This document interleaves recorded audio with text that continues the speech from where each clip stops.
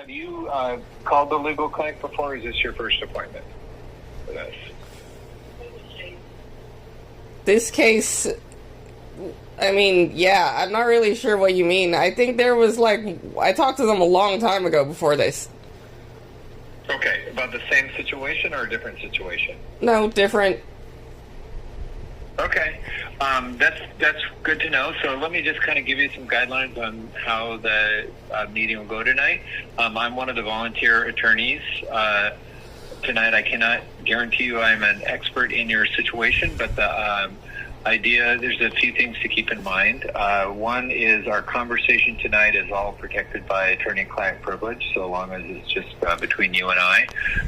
But keep in mind that we don't represent you after this phone call, such as, representing you in court or anything like that. The goal is that I can hopefully give you some guidance on what to do after this call. Sometimes that's practical suggestions. Sometimes that is things like whether or not you should hire an attorney. That pretty much covers it. Do you have any questions about that? No. Okay. So why don't you tell me, I just have a very brief summary of what's going on. So why don't you just kind of tell me in your own words what the background is and what your questions are. 2023, I was raped by this guy. I don't even really know how you say his name. Obviously, I got the court forms and stuff, but I've only heard it said once in court. So I don't think that's uncommon. I don't think they knew how to say it either. It's kind of an unusual name. Anyway, so I did the whole court process thing. He pled guilty, and the courts were really not helpful. And for some reason, they scheduled me on a court date that took forever to, it just dragged on that whole Friday that I was there in court to give my impact statement, which ultimately got the result I wanted. But it didn't seem like they did it very efficiently. Okay, I think I have those documents. Let's see. Okay, so I'm sorry, when was that court date? July 18th. Of what, this year? Yes. Okay. All right. So what's your question? Well, he also has a past case of presumably the same thing. You can't really find any info online. All I know is that she said he has a past complaint. She being the court advocate who called me last year. So why didn't they remove him from being able to rape me when he already had an instance of doing it before? That's their fault. Oh, I gotcha. Okay, now I'm starting to remember this. Hold on.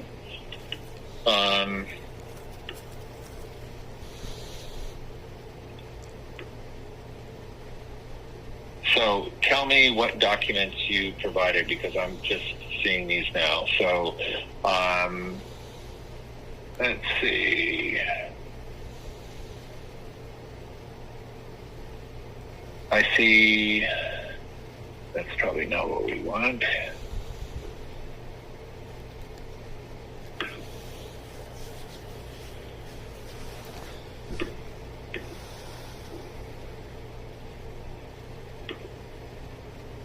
Let's see, 3 attachments.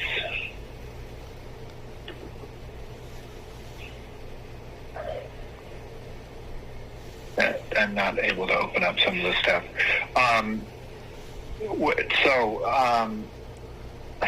Can you tell me where county this occurred in? Pierce. Okay, and were all those convictions in Pierce County? Yes. Okay. And you're saying he had prior convictions?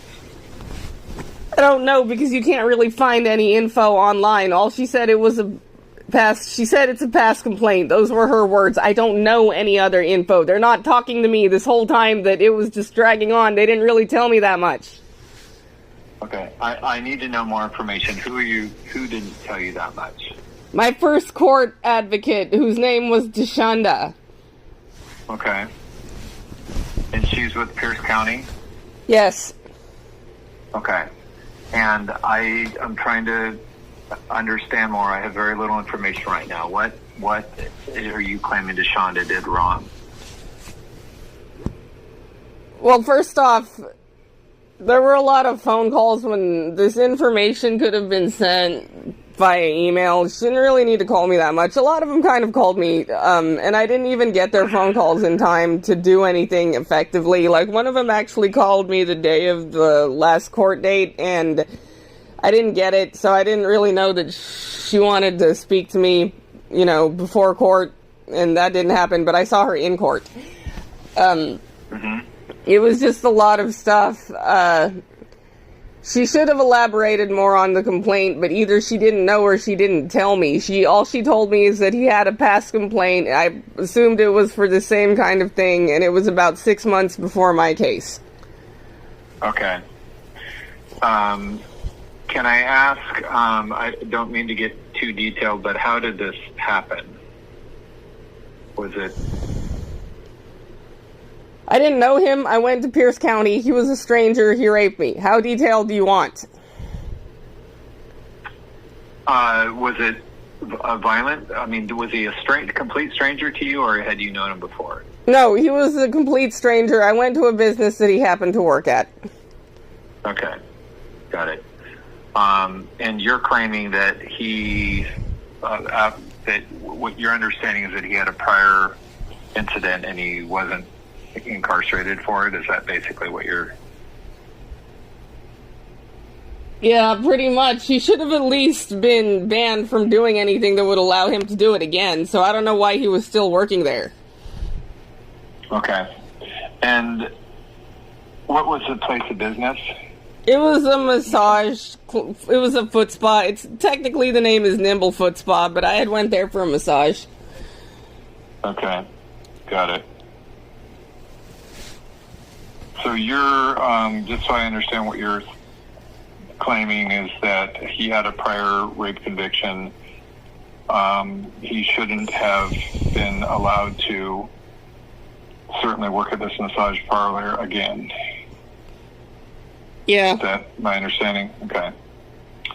Have you gotten any information besides the one prior? Are you claiming there may have been others? I don't know about that. All I know is the one case that DeShonda mentioned. Okay. Yeah.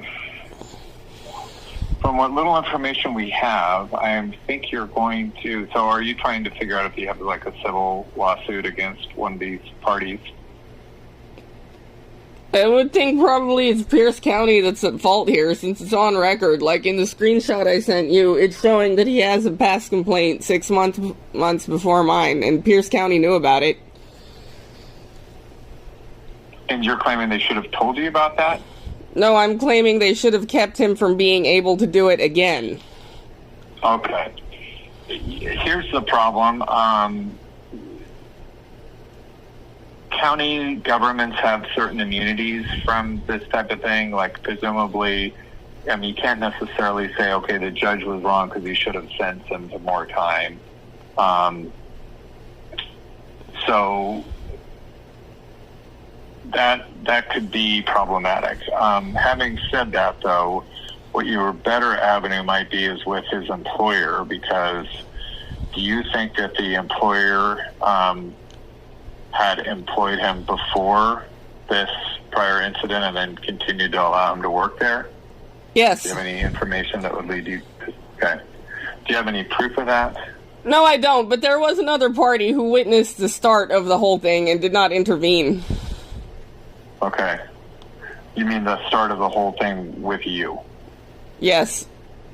Okay, and that was someone that worked at the business? Yes. Okay, I gotcha. Yeah, I think your better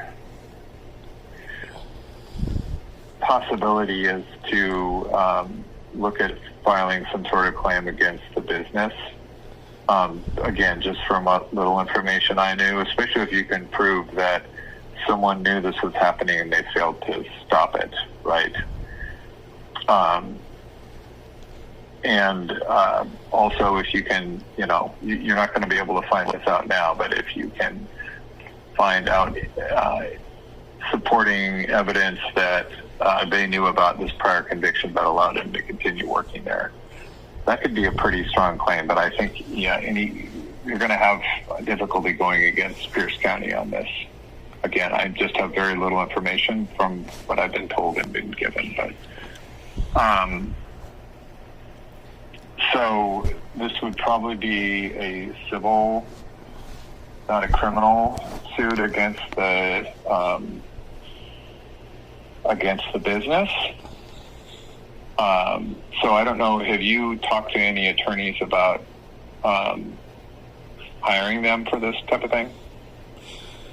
No, you can imagine this whole thing takes an emotional toll, and, along with sure. other problems that it causes. Oh, for sure. I totally get that. I'm just trying to look at this objectively, and what I'm telling you is I think you probably do have a case, if you want to pursue it, against the business. It would probably be, for some sort of negligence claim for them failing to prevent this from happening and from allowing this type of person to work there, right? Especially if you can prove that they knew of these prior instances but allowed him to work there. You probably have a pretty strong case. So we can't, again, I can't represent you after this call, but and we can't necessarily, refer you to a particular attorney. But what I would suggest is, just like anything, speaking to some attorneys, I would try to do a search for attorneys in that area of, like personal injury, or sexual assault. There are attorneys that specialize in this, sexual assault, of all sorts. They're quite plentiful. Make sure that when you talk to someone, they for this type of case, just so you know, they shouldn't be charging you by the hour. It should be what's called contingency, meaning you don't have to pay the attorney anything until the case gets settled or resolved. But you're going to have to speak to them and they would have to get more information from you to figure out whether or not you indeed have a solid case. But again, from a little information you've told me, I think your better case is against the business as opposed to the county. Does that make sense? Yeah.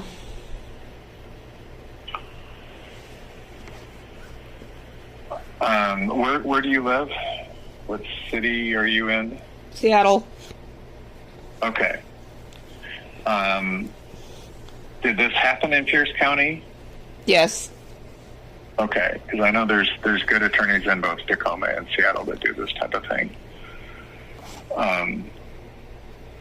So, yeah, that would be my suggestion. And keep in mind, too, this just happened, right? Yeah. This happened a couple months ago. You have 3 years to sue, so you shouldn't feel in a rush to do this.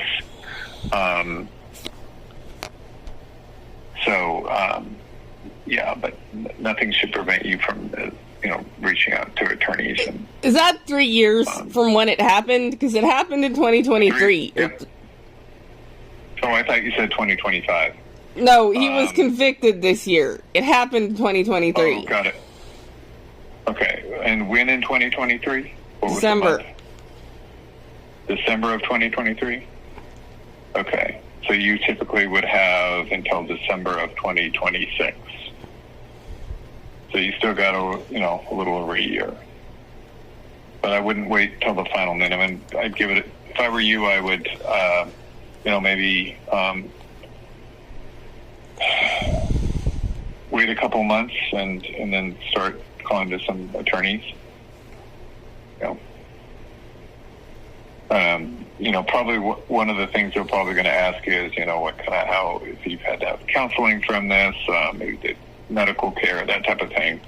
But, I know that a lot of this is just super psychologically traumatizing. So No one gave me any medical care or even really offered it until after he was convicted, which is just this year. So I just started, and and it hasn't been effective, like the counseling and all that. So it's sounding to me like if I actually want any effective counseling, it's going to take a lot of work, and I'm going to, need any... So, I mean, you're sure it's not 3 years from when he was convicted? Because how can I do something about a claim? It's just a claim until he's actually convicted. So, I mean, why would it be 3 years? I mean, are you even sure about that? Yeah, it's 3 years from the wrongful act, right? And here, if the wrongful conduct occurred in December of 2023, you have 3 years from then. So that's still plenty of time. You have until December of 2026. We've got over a year to bring a claim. But nothing should prevent you from starting to speak to attorneys now and getting more detailed advice and whatnot. Okay. Okay. I hope that's helpful, and good luck to you. I'm sorry that this happened. Bye. Okay, thank you.